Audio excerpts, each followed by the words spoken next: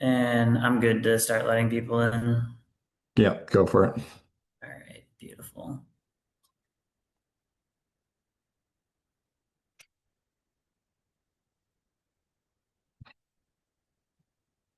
Oh, shoot. I got to pull up. Don't we have a script that says who's doing what? I didn't pull that up. Yes. Shoot. Hey, friends, welcome.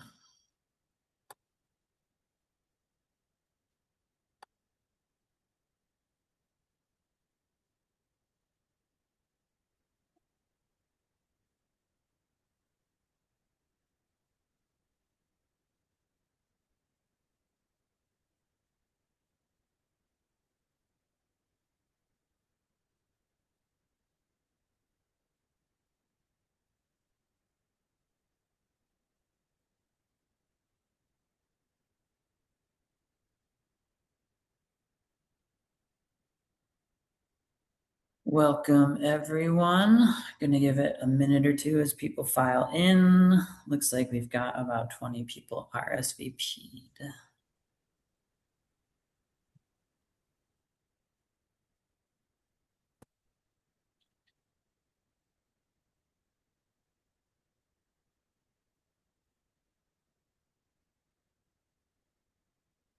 Hi, Judy. It's good to see you on this. Hello, good to be here.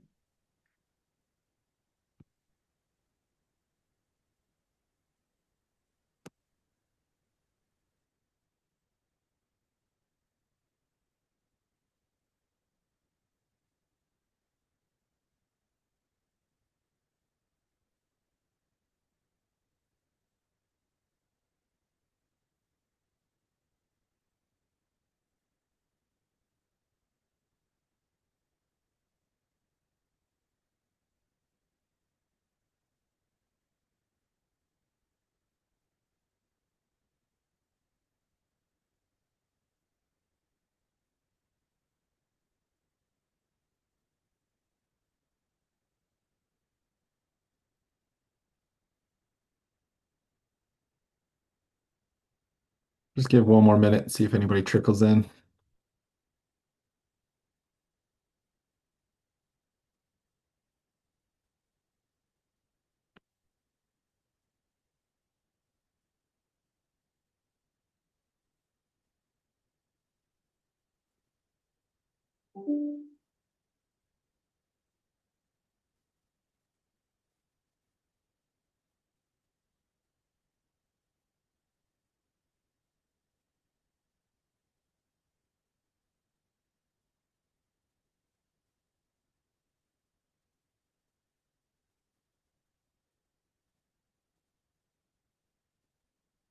All right, shall we?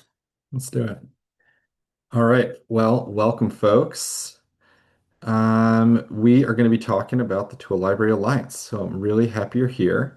We'll go ahead and do some introductions and then we'll jump into stuff. So we'll start with us two, your presenters, and then we'll pass it around. So I'm Josh Epstein. I am on the Tool Library Alliance Steering Committee and the Executive Director of Seattle Economy, as it says there, and we run the Northeast Seattle and Shoreline Tool Libraries. I've been in the tool library game for a little over 6 years. And our tool libraries, well, one has been going since 2013 and our second since 2024. And that's my dog Ellie that I was hiking with. And I'll pass it to you, Darren. Hey, y'all. Darren Cotton, also on the steering committee. I am not, in fact, the chair. I forgot to remove that. That is Liana, our fearless leader, executive director here at the Tool Library in Buffalo, which got started about 15 years ago when I was a grad student at our local university. And we have been growing and professionalizing over the past couple of years. So this is now my full-time job, which I absolutely love and love being part of the Alliance and seeing so many organizations doing similar work across the country. So really fantastic to see everyone here. And I will pass it over to Jonathan. And can I add to if you could say um, who you are, where you're coming from, and just a really brief thing about your tool library, if you got home, assuming you have a tool library that you're with, like what's your role there and how long that tool library has been in existence. You don't want to get not too much detail, but just give us the gist. So back to you, Jonathan. Hey folks, I'm Jonathan Hewer. I, along with a couple of other folks on the call, am part of a group trying to start a tool library on the east side of the Seattle area, specifically in Kirkland. And I've been a tool library patron both in the Seattle area as well as in San Francisco. And we'll just have you, if you're able to, pass to the next person. Oh, you're making it hard for me. Let's see. How about Michael? Assuming I'm the only Michael. I am Mike Richter from Eau Claire, Wisconsin. And we are the Chippewa Valley Tool Library. I'm the board president. We started planning last April, and we officially opened at the end of May this year. So we're just getting up and running. Awesome. Lauren? Hi, I'm Lauren Caselli. I live in Bozeman, Montana, right outside of Yellowstone National Park, and trying to start a tool library, very early stages. So really just meeting with folks and trying to build some sort of community support. The response has been really positive. Um, but I'm like not a tool person. I'm a like fundraising marketing hype person. And so trying to find like a tool person to sort of like help with the operations side, that's kind of the current challenge. And also space in a mountain town is always hard. Thanks. Zoe. Hi, everyone. I'm Zoe. I'm with Methow Recycles in the Methow Valley in North Central Washington. And we have a tool library. We've had one for a while. And excitingly, this summer, we're doubling our space, which is super cool. So we operate our tool library out of a 20-foot shipping container. And next Monday, we're getting our second 20-footer delivered to our property, which is super exciting. So we're in the process of expanding, growing what we are able to offer folks, organizing better, all of those things, which is really exciting. And I think one of our biggest challenges right now is matching volunteers with our share library and using their skills to be our tool librarians, because right now it's me who manages all of our low waste programs, and that's kind of it. So we need more people to help maintain our tools and help customers find the right tools for them.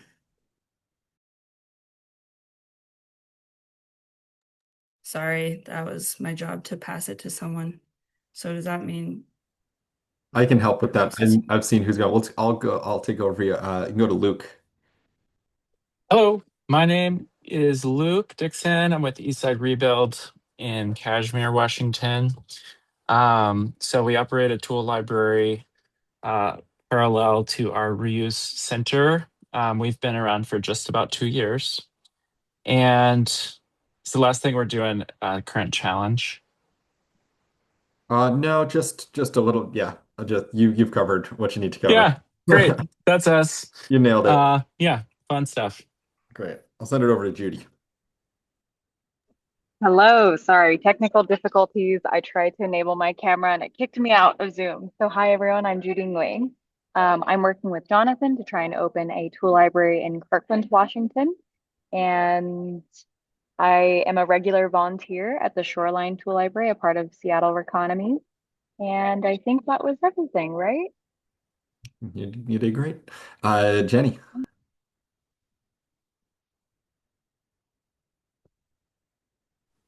Oop. Can you hear me now? Yeah, okay. I am Jenny Yeager. I live in Kirkland, Washington, to the east side of Seattle, and I'm interested in the tool library that hopefully will be coming to my neighborhood. And I've been an advocate for it, and am interested in learning more. Well, And I looks like can't see anyone else. I got So you. It looks like Okay. Sean just joined. Sean, we're just introducing ourselves, what tool library you're associated with, your role there, and how long your tool library has been in existence.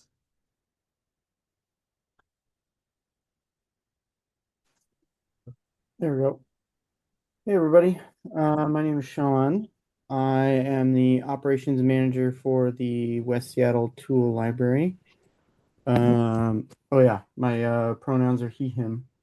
But yeah, we have been sort of in business, I think, since 2010. I have been running the show since January of this year. Uh, yeah, and I don't know, I went to a meeting last week that I thought was very enjoyable and supportive, and wanted to try and do some more outreach and stay in touch with all of our like-minded compatriots. Love that. Awesome. Thanks, Sean. I hope that was one of our meetings that was so enjoyable. Not Yeah, just yeah, it a was random. the Yeah, great. Yeah, no, it yeah. was the Um, volunteer one last week. yeah, fantastic. And Amanda just joined. So Amanda, we are just introducing ourselves, and it's your turn. Just who you are, um, where you're coming from, what your role was there, and how long your tool library has been in existence, or if it's just getting going, or if it's just a twinkle in your eye. Oops, there we go. Hi. So my name is Amanda Lindberg, and I thought, oh, there I am. And I'm in Rochester, Minnesota, and I am just starting to put together a coalition of people who may be interested. Just starting to figure out whether that is something that our community really wants and needs. I think they do, but getting some data. So I am at step point one. I love it. This may be step point two. You've had the idea, and now you're here. And I reached out to the Minneapolis 2 Library to be like, hi, help. And Yeah. they sent me the link to wherever I found this and saw that this was today. And I was like, holy shit, this is perfect. So Wow, here I am. amazing. Perfect. Well, so happy everyone is here. For those that came late, I'm Josh Epstein, uh, on the steering committee, one of the founders of the TLA, executive director at Settle Economy, it says, but it's actually Seattle Economy. And then we run the Northeast Seattle and Shoreline Tool Libraries. And Darren, if you want to reintroduce yourself. Sure. Hey, everyone. Darren Cotton, Executive Director here at the Tool Library in Buffalo. We got started back in 2011 as an all-volunteer band of hooligans and have been growing and evolving ever since. Bought our building a couple years ago, and so are really excited to continue to grow and serve our community, and really love the Tool Library Alliance, seeing so many people doing this kind of work across the country. And a point of pride or maybe jealousy from my side is Tool Library in Buffalo were the ones who managed to get toollibrary.org. So they're kind of famous. Um, We get a lot of mistaken social media ads because they're like, "Oh, I'm tagging my local tool library," and it's right. like, "Oh, nope, sorry." Yeah, yeah. All right. Well, just so everybody knows, we're clear with what we're doing today is we're really going over what the Tool Library Alliance is. We're not getting super deep into how to run tool libraries or the nitty-gritties of that. We're more giving you why the Tool Library Alliance is important and how you can be part of that to get more resources. And so we'll go over here, mission statement, vision, our objectives. One thing kind of can shock people sometimes is we early on described who can be part of the alliance, and we were really trying to do it for existing tool libraries. And so how we have it defined is folks that have been in existence for 2 years or over. It's a bit flexible, and there's still ways to be involved. So don't worry if you are just thinking about having to get into a library going or are just started. I'm happier here, and there's ways that you can be involved. So I'm going to go over these statements here, and we can kind of pick them apart a little bit, and then we'll keep cruising. So our mission statement is the Tool Library Alliance um, unites tool libraries across the United States to foster community, resilience, increase sustainability, and build a culture of generosity through the sharing of tools, skills, and knowledge.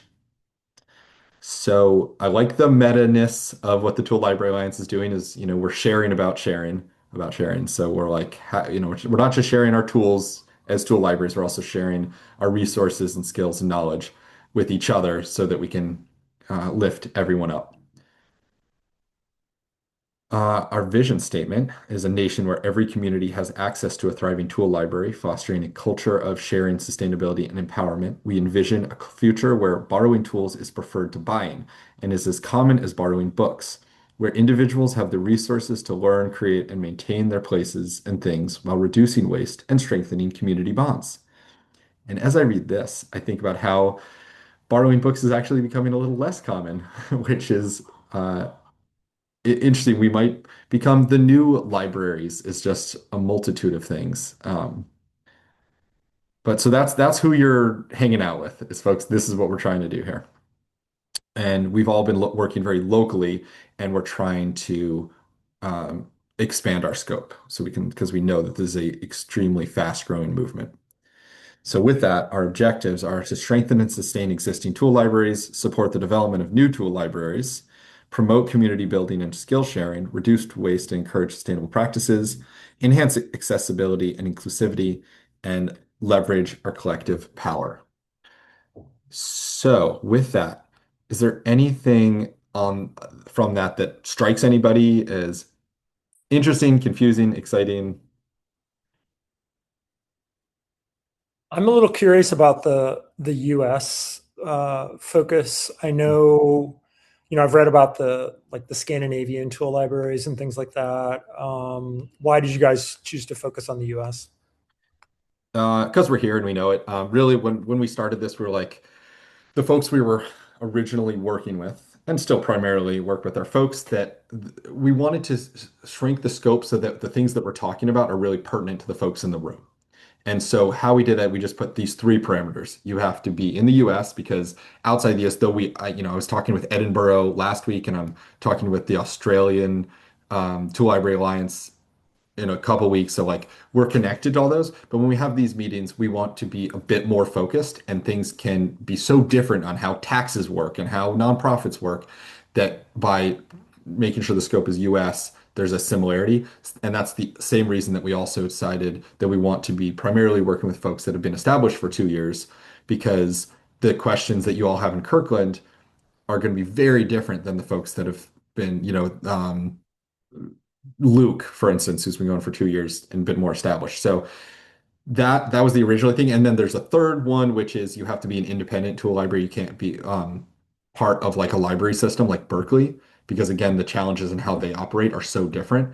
And those folks come and like everybody's invited, but there's the focus is on those three parameters. Does that make sense? Totally makes sense. Great. Any other thoughts or questions? Great. Moving on. Okay, so next slide is just kind of level of engagement of how you might want to participate with the Tool Library Alliance. So right now, it's sort of these three different levels. The first being steering committee.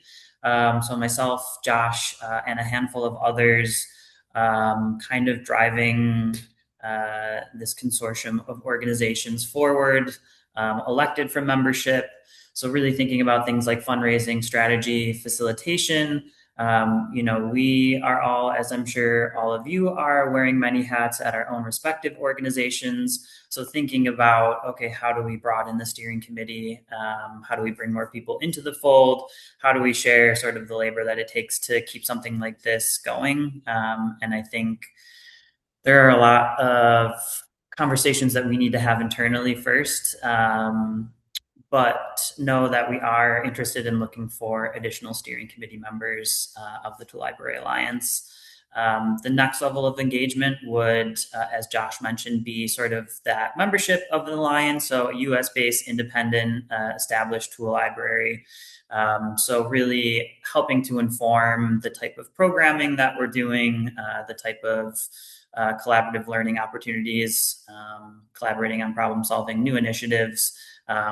Where do we really want to take the Alliance as far as the public facing programming, and then the broader network. So as Josh also mentioned, at our network meetings and at our quarterly collabs, we are getting people from across the globe from different libraries of things and tool libraries, which is really exciting to see. So it's not that we want to exclude any of those organizations. They are certainly welcome to participate. And, there will be tons of resources that will be valuable to them as well. So again, sharing best practices, building community, identifying sector-wide needs and opportunities. So whether that is, in a different country, different continent, it is really great to see all the different organizations and individuals represented across the Alliance. Any questions kind of on these different levels? And probably in the next couple of months, the steering committee will be, reaching out and looking for additional folks to join. So keep that in mind. All right. So we're going to dive into some of the resources that the TLA has been able to compile. The first of which is going to be the Tool Library Alliance website. So hopefully that was how some of you got brought to this beautiful phone call today. So let me switch the tab that I'm sharing over to our website.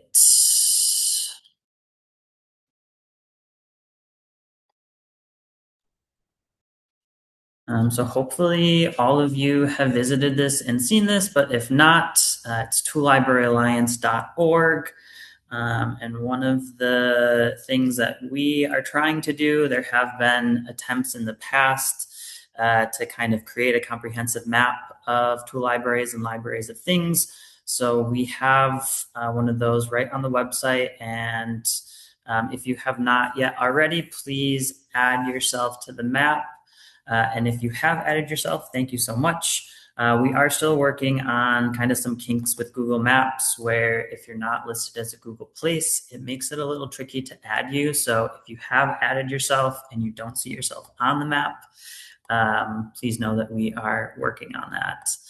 But we would love for this to be kind of a central resource where anyone who's wondering, is there a tool library in my local community, can come and visit and hopefully find y'all.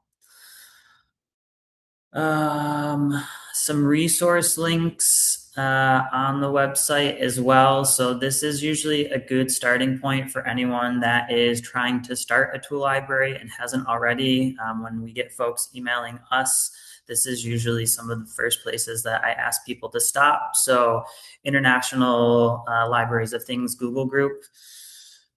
This is where I got my start back in 2011 when the tool library was still an idea. So this is where I sourced a lot of things like borrowing rules, membership applications, all of that stuff, a really great wealth of resource knowledge. And, a really great search function. So there is decades of knowledge in that Google group.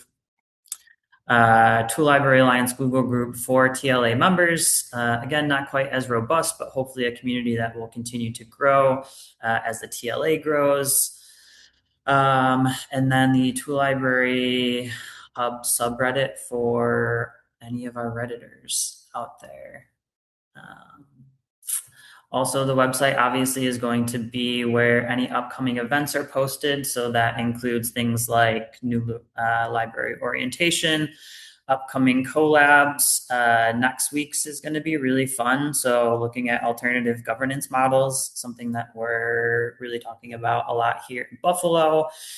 How to move away from the traditional nonprofit model towards something that is more worker self-directed. So definitely register for that if you haven't already. Registration link is going to be right there. And then, as we mentioned, we do have monthly network meetings, which are open to anyone. So next one will be August 12th. And again, you can just register for that right on the website. Past events, so we do try to stay on top of recording any and all meetings, collabs, so people can refer back to those. So you can find recordings of all of those on the website. And the resources just keep coming. And I think for this, I will pass that over to Josh. Yeah, so hopefully everybody's already familiar with this, but the Library of Things Toolkit, second edition, is something we are very proud of. We have worked with shareable.net on many things, and including this. And this is the second round of the Library of Things Toolkit, and it is very comprehensive. So this is where a lot of folks get pointed to first when they reach out to an existing tool library. Like, hey, can we get some support? We say, read this and then let's talk. Because we've done hours and hours of presentations and workshops and collabs and transcriptions of those, uh, and to put it all in one spot so that you can have everything you need for the kind of boilerplate stuff. I think every tool library is a unique butterfly, and every community is as well. And so we, after you kind of dive deep into that, then you can um, see what's pertinent to you, or as you're diving deep into that. But maybe you could click into there, Darren.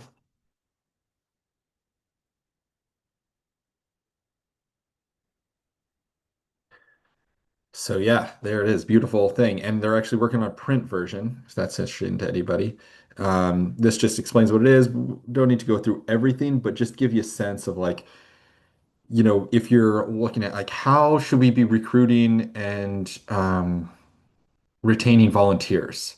There's a whole volunteer section with ideas about philosophies around it, but then also like how do you what should the communications be like when you're talking to volunteers, or you know how to find it, inquire, and design a space, pretty key in the beginning of it. When Kirkland, I know you might have that, hopefully that firehouse is working out, but if that isn't, this is pretty essential, um, as you're getting going. Space is such a crucial piece of this. So, has anybody had some success in looking at this, or is this the first time seeing this for other folks?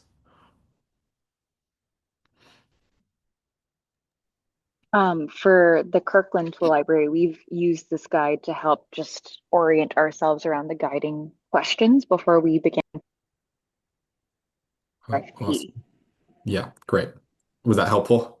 Super helpful. Great. I continue to refer back to this as a resource because I did like a read through the first section really slowly and then like skimmed through the rest of it because it's not relevant to us yet, but Yeah. hopefully soon.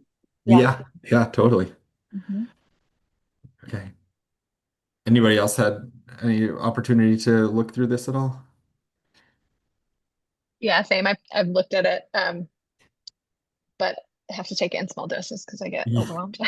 yeah, A lot. It's great. Eventually, it'll be yeah, good, but totally. it's good, helpful, very helpful. Yeah, I yeah, good. will I will say on that note, because it exists digitally, I love using Control F, Command F to just search through and skim for certain things as they come up. So that's been really, really helpful. Good. Oh, that's great to hear. Cool. Yeah, I Yes, think. I agree. Oh, go ahead. Oh, just I think I've found it before, but I don't know that I've spent the time with it that I should. It can be overwhelming, so I do think it is like find the thing that's useful for you at that moment, for sure. Yes, toolkit is a gold mine. Love to hear that. Great. We put a lot of energy into it, so I'm happy to hear that it's getting used. All right. The next resource that I want to point you towards is about our monthly, quarterly collabs. I guess the collabs are more quarterly, and then network meetings tend to be about monthly. And I'll explain the difference on those. So, our network meetings, you may have joined for our last one. Sean was mentioning it. This is a time for us to get together, and it's more of a discussion than anything else. It's a guided discussion. So, the last one was about membership retention and recruitment. And it goes in different directions. There can be 20 or 30 people on it, and um, we can go in some fun tangents. We usually have one or two experts. So these are tool libraries that we've specifically asked to come to that meeting that we're going to informally interview about their experience with whatever it is, whatever that topic is, membership retention and recruitment. The next one's about governance models, as Darren mentioned. Um, and everyone's welcome to that. We do gently like suggest that folks that have been more that have a more established library, more experience, are like offering more of their thoughts, and that's part of the reason that we interview those experts. But it's an open conversation. Um, and I found those really fruitful. The other point of those is not just to share information, but just to make sure there's connections. So we have had plenty of times where people are like, oh, I'm doing this really specific thing, and some other tool library is excited about that, and they'll connect through that to get those resources. Darren, anything you want to add on either the library, the toolkit, or the network meetings? I don't know if we mentioned this at the beginning, but Shareable is essentially our fiscal sponsor, the Tool Library Alliance. So they're a huge part of making what we do possible, and they do incredible work outside of Library of Things. So huge on mutual aid. So definitely check out their website in general. There are a lot of toolkits beyond just LOTs that I think are still applicable to a lot of the work that we do. Yeah, yeah, absolutely. And then the last one I'll mention is these collabs. So this is actually came from Shareable, and they invited us in to help run many of them. And a collab is more of a formal presentation, though there's always Q&A, sort of the inverse of the network meetings, where the network meetings is mostly networking and conversation with a little bit of presentation or informal interview. This is more presentation with some Q&A at the end. And so if you really want to get that like learning experience about something, um, oh, I guess that's sorry, the next, it's not the next network means the collab that is alternative governance models. Um, I can't remember, maybe we've got it somewhere what our next network meeting topic is. Um, but yeah, Donor stewardship and retention. what was it? The August one, it looks like donor stewardship and Okay, retention. great. Good one. So yeah, the 22nd, just next week, is that collab on alternative governance models. So that'll be fruitful. Yeah, and all the collabs are recorded, and most of those are what you can find recorded on the toolkit. They've been transcribed as well. So if you want to go into the past, because we're getting more and more niche as we go. You know, we started with pretty big ideas like here's I'm trying to think of one of the like budgeting or something like that, you know, really bigger ideas. Now we're getting more specific and more nuanced. Um, let's see. And then the last one actually is about our Repair Reuse Summit. So we work with Washington Reuse Repair um, to host the Reuse Repair Summit. Has anybody been to that summit before? It's been going for a few years now. Luke, you've made it. Sweet. Um, this is just a time to like nerd out with other reuse and repair nerds. It's virtual. It's a 2 day thing. We don't have the dates yet for this year. Yeah, Zoe, I'm happy you're there and liked it. That's great. It goes all over the place. You know, we've had um, lawyers and insurance folks talking about liability waivers or how to get insurance as a weird organization that deals with chainsaws. We've talked about big, exciting projects that people were working on. We were talking with the Finger Lakes last year about their like large reuse center with multiple programs going in on it. Um, yeah, so I just highly recommend that. And yeah, so with that, I think I'll pass it back to you to talk about Google Group, Darren. Yes. So as I briefly mentioned, the International Tool Library Group, always a really good first stop for any questions like super nitty gritty. So like right now we're trying to work on a tech solution for wait lists in the shop. Right now we use a Google Doc and it's terrible. So my first stop before us, reinventing the wheel is just coming to the Google group, and the search feature is obviously powered by Google. So I'll just type in waitlist and see like, has anyone else talked about this? And there have been a few conversations back and forth, but nothing like super substantive. So we know that, okay, maybe this is something that we're going to have to do more research on. But there is just so much information, data, great feedback from people back and forth.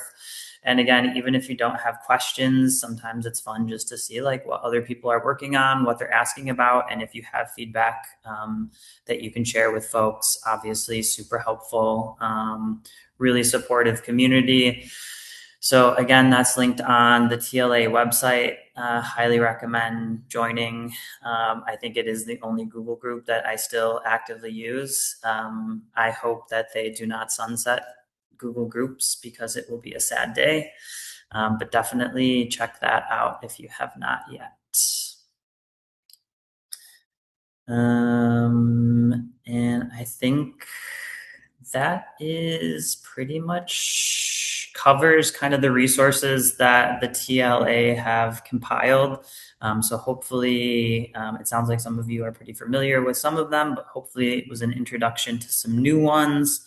And the only other thing that we didn't really touch base on is just these orientations, which we don't have regularly scheduled. We are just kind of doing them on an ad hoc basis. So as we see the demand, we'll get these on the calendar.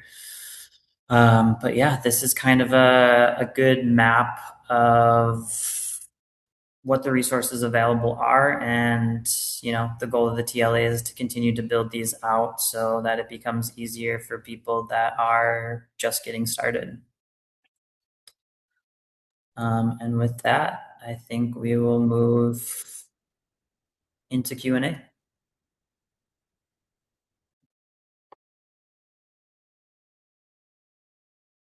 So I think we can just open the floor. We've got some time.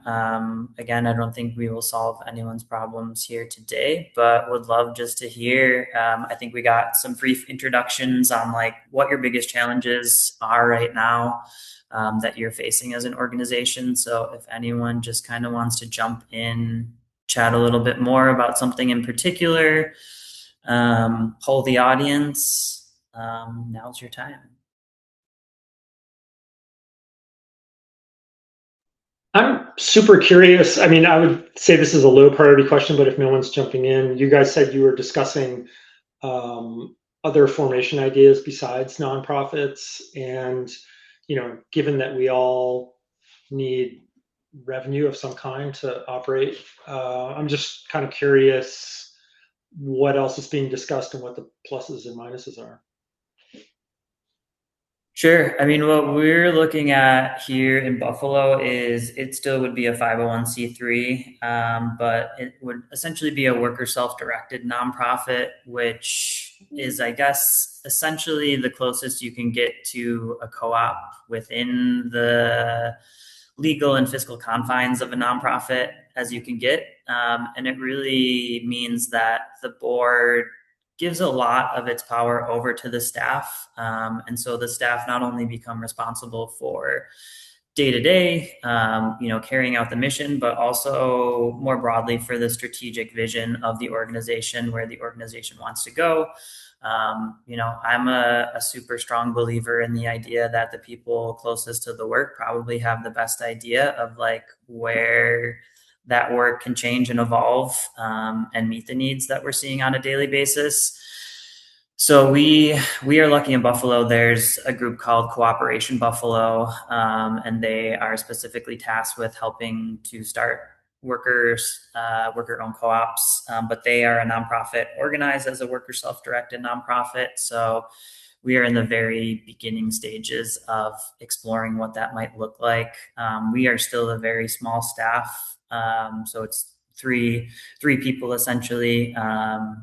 So I think it kind of depends on the size of your organization, whether or not all of those tasks that are sometimes carried by the board can be, placed on a staff that I'm sure is already doing a million things.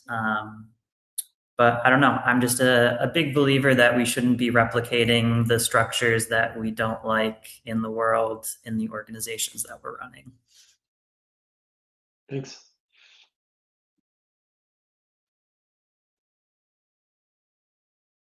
But the collab next week, a great opportunity to learn more on that with some organizations that are actively pursuing different models.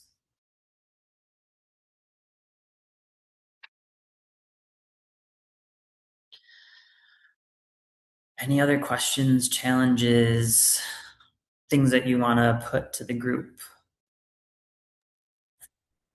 I can speak a little bit to one of ours. So our organization is different from a lot of tool libraries in that the tool library is one program of several that we run, and they're all under one roof as well. So the tool library is inside of our reuse center. And the sort of the view, my perception of the public view of our organization is that um, a lot of people know that we're a nonprofit, but a lot of people also don't because we run a store. And so um, we also really kind of segment those programs in terms of budgeting and almost like ethos. And so the tool library is very much run in a how little can we charge and make this work ethos, whereas some of our other programs are run in a different type of mindset. And so what we're finding is that it's really difficult to get volunteers for the tool library in particular because um, they see a lot of staff and and so they're like, well, there's so many staff, they can do the work, you know. But really, those staff are running the reuse store, and so you know, in our mindset of like, you know, how this is a community run project, the tool library, it's been challenging to get folks that are really invested in that program. And the other interesting thing is I think because our tool libraries is in the store, we have a very large breadth of hours that we're open, I think more than most tool libraries. And so, you know, we're not getting our tool rentals are spread out over a number of hours. And so if we did have a volunteer that was in the tool library, they might be looking for things to do for hours at a time. And so, you know, we get because our rentals are dispersed over more time. So I don't know, it's been an interesting thing and in how to balance how do we get volunteers that are really invested in this program with everything else. That's an interesting challenge, Luke. It sounds like there's two very distinct challenges. There's the um, just getting folks to understand that this is a community, that you need the community to make this thing work. And then also just that Mhm. there's like more hours than most tool libraries have. So you need more volunteers to cover that. I'm curious what your Mhm. communication strategy is right now, is like in terms of how often you're communicating to folks and in what avenue, and then what's kind of your messaging. Yeah, I think we've been in like a enormous growth phase for the last 8 months. The whole operation has, and so I think communications have certainly fallen to the wayside. And I think one of my goals right now is to improve communications about what exactly the tool library is, what exactly is in it, and how it runs basically. And so that's kind of a project um, that we're working on right now. But How yeah, do folks I how mean, do folks sign up to be a volunteer? it's so we've tried several different things. Early on, we had a volunteer management software point, and we kind of moved away from that because it felt like it was creating a lot of barriers. Um, currently, we're in the iteration that is the least amount of barriers, which is they just text me and I say, "Great, like let's get you in to this time." It's like, you know, we have people just a lot of our regular volunteers just like show up unannounced, and I don't have really like a schedule or anything, so it's almost like we've gone to like absolutely zero barrier. And I wonder if somewhere in between Yeah, I of think like, you so. know, some kind of like schedule is probably a Let, good let idea. me show you what we use. And I think that this um, could be helpful, or some version of this. Let's see. Can folks see that? You seeing that? Yes. Okay, so Hmm. this is just the intro. It's just a Google sheet. And this is just the intro of like how this sheet works. What are the different roles? How are you supposed to use this? And then for each, we have two tool libraries and a bike shack and outreach lake. So there's many tabs, but we'll just stick with the simplest one, which I would say is um, Ness, our Northeast Seattle tool library, the shoreline somewhere. So what you'll see here is the date, the time, the different roles of librarian or volunteer. If we have a trainee, if we have somebody in the fixer room, fixers, by the way, nobody, very rarely, I guess some people have signed up, but very rarely, the people that like to fix tools do not like to also use spreadsheets, it seems. Um, what staff is there? Is Yes. there going to be backup staff? Is there any of our staff that are off? Is there any notes? You can go onto this now, like everybody's access to this. You could just copy this. And Is this your main schedule document? this is our main scheduling for staffing and for volunteers. Hmm. And there's some good things. I mean, there's problems because there's problems with everything, but the things I really like about this is that it's really easy for staff, for volunteers to pull this up and go, oh, there's nobody for this shift, for the first shift at Saturday. Um, I want to jump in there and I can pick if I want to be miscellaneous or just tool librarian. And we can also limit this sometimes, like in the winter, we might just go down to two volunteer roles so that we don't get three people on one day and zero people on the next day. Um, Plenty of people do not sign up. I'll look at tomorrow. There's nobody signed up for our first shift on Thursday, and we have one trainee, which is an issue, except that a lot of volunteers will look at this and they don't like to sign up, and then 10 will show up. And we're like, all right, well, now we have nothing for you to do. And that's just something we're always working on. I think that there are three really important things that we've found for volunteers to be successful and retain them. One is that they're being communicated with really clearly and really consistently. And I think that some tool like this is really visual as part of that communication. Um, and that thanks and appreciation is part of that communication. Two is that there's a sense of purpose. And you were talking about that when you're like, are you looking for things to do? So I think, having some when there's not tool library necessary things to do, having a list of tasks that are choosable. They're like, what kind of tasks do you like to do? Admin tasks? Do you like to do fixing tasks? Do you like to do cleaning tasks? Here's some things. They're on a board. Check them off. And then the third is snacks and drinks.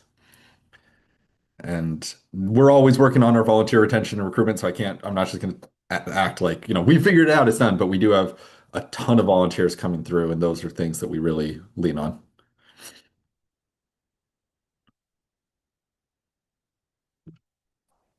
Can I just jump in here with some thoughts?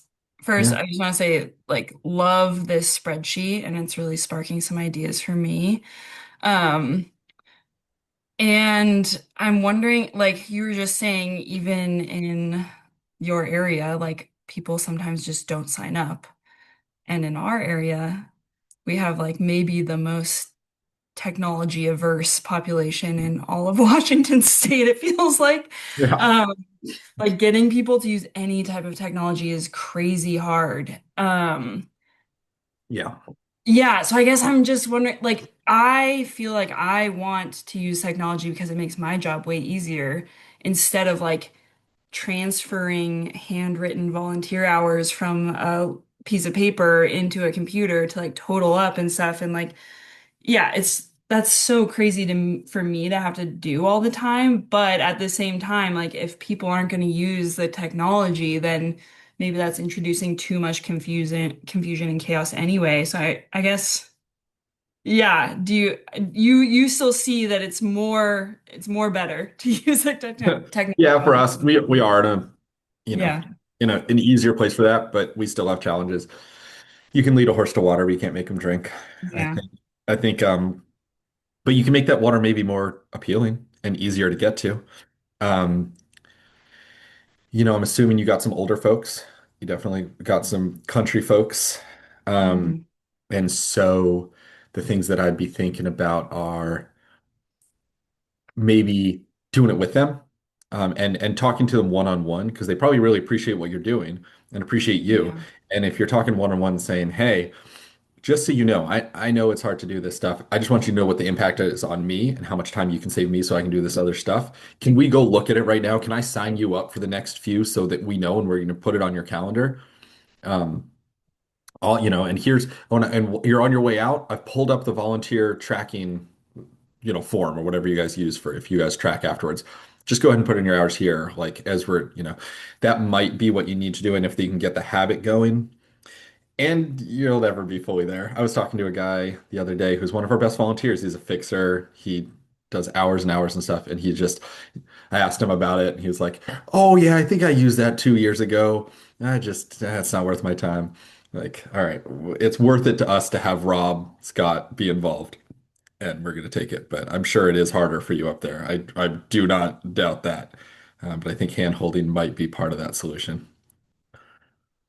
yeah, and just slowly making it the norm, like over time, Yeah, maybe and holding yeah, buffer. leaning on to how it helps you. They probably care about you in this program and how that helps, and like knowing the why might be really more impactful. Yeah, Also, is there any way that you can simplify the process in any way so it's just like a click or two? I don't know. totally. Yeah, Part of me is even like if you were to have an iPad at your place so that like when they're there, they can sign up for their next shift or something like that. Maybe they won't pull it up on their phone, but maybe they will. We have some volunteers sign up for the next shift or two during that shift, and that's helpful. That's a good idea. While they're there looking at the spreadsheet, put their name in. Totally. There's the link to our docs. You can find it on our website too. Awesome. I really like that model. I mean, what we have been using, which we don't love, is essentially a Google form that people respond to on a monthly basis. And then we fill out a calendar that we share, usually like a week or two ahead of the start of the month. So I feel like it's a lower barrier to entry, but like I will share the schedule, and it is like a little overwhelming because it is tedious to fill this all out. And this is our operations manager, who is a full-time position with us. So people can go in and change their availability on a regular basis, but I think the form is maybe an easier starting point, a Google form. But we were honestly considering going to some sort of volunteer management service. But I don't know, Luke, you're dissuading me from doing that. So apparently there's no perfect solution. No. But the We also TLA is send a out great a place to learn weekly, from. we send out a weekly email being like, here's the shifts that are like that we're really light on. And sometimes again that backfires. Like we'll get one person sign up and then 10 people will show up. But that it has been helpful. Josh, your three tenets again, they were communication, food. What was the third one? Um, Purpose. So just making Making sure sure they're, they're doing something that feels fruitful to them. I think yeah. there's such a balance in volunteer management of making sure that it feels fun and that you're here to hang and create relationships and that there's something for them to do that is actually meaningful.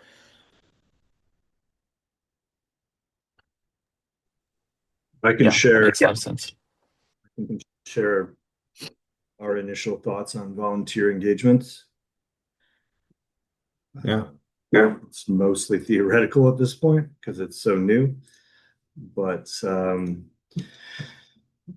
we were very inspired by Minneapolis and St. Paul tool libraries. So this is what they recommended. They do signup.com. I don't know if anybody's played with that yet. This is the free version. We haven't paid for anything. So we just create spots or signups specific to what we're asking for. And just by sharing the link, people can then sign up for the designated shifts that we've created. So right now, this is just tool librarian shifts. And then you just put in the number of people you're requesting for each shift, and people click a link, go in, sign up. So it's pretty intuitive, I think, so far. But again, as people are generally technologically adverse, I don't know how you'll handle it. So that's our method so far.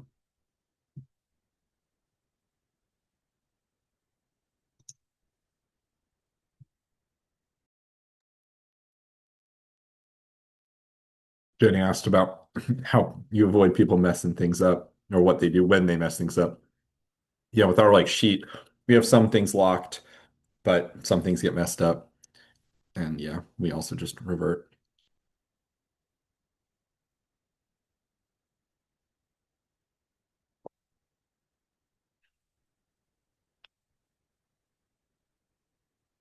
All right, that was a fun little volunteer deep dive. Is there we don't need to take, our whole time here, but is there any other fun little nuggets we want to dive into for a sec?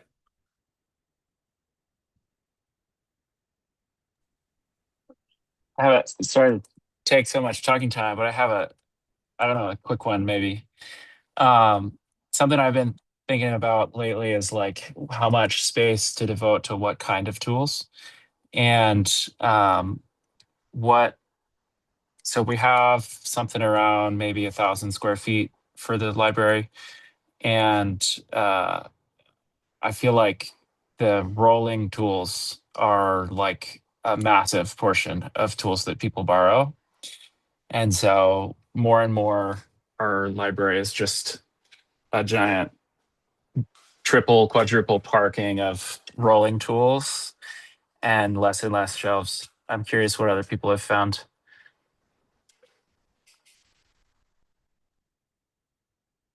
We've had similar struggles.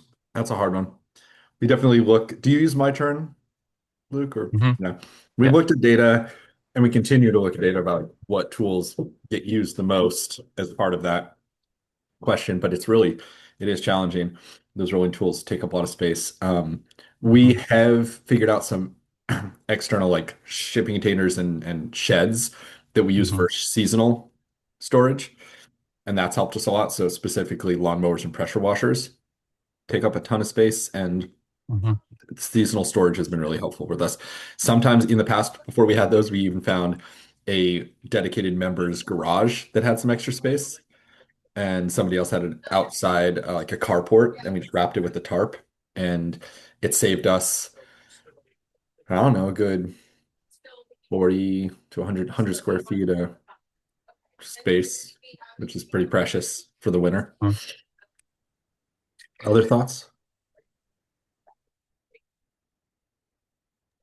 Yeah, I mean, we're also on a massive struggle bus with space, but we have the luxury of having a whole recycling warehouse available to like cram stuff into the nooks and crannies. So we, like Josh was saying, do like seasonal shifts where we'll put stuff like up high on pallet racks or something in the warehouse and then bring it back down for the summer. And some stuff we even like store outside next to the shipping container and Hmm. just like the really durable, like mostly metal stuff, but it does get weathered. So it's, yeah, a Hmm. challenge for sure. But the seasonal rotation is how we kind of try to manage it.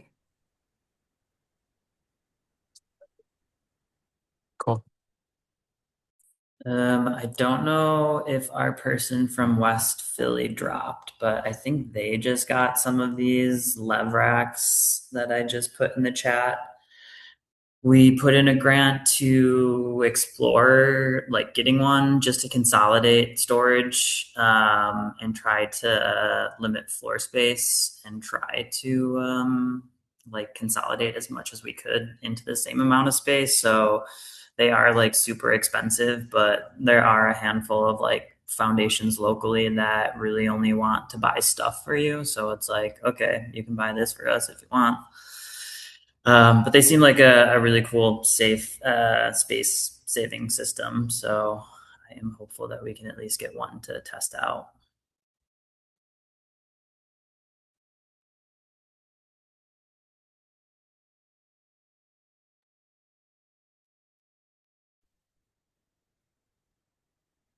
Well, all right, folks. I think we can wrap up here, unless there's anything just burning in somebody's heart.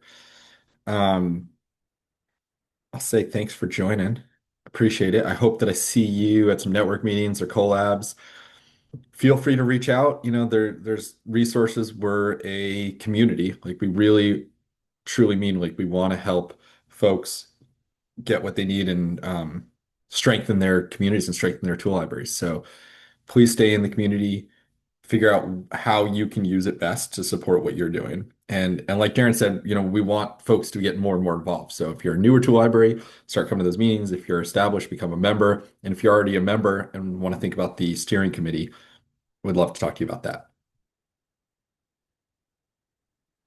Yeah. Anything to add, Darren? Thanks, y'all. No, just this was great. Lovely to meet all y'all. And if I visit any of your places of residence, I will be visiting the local tool library. Have a good one, y'all.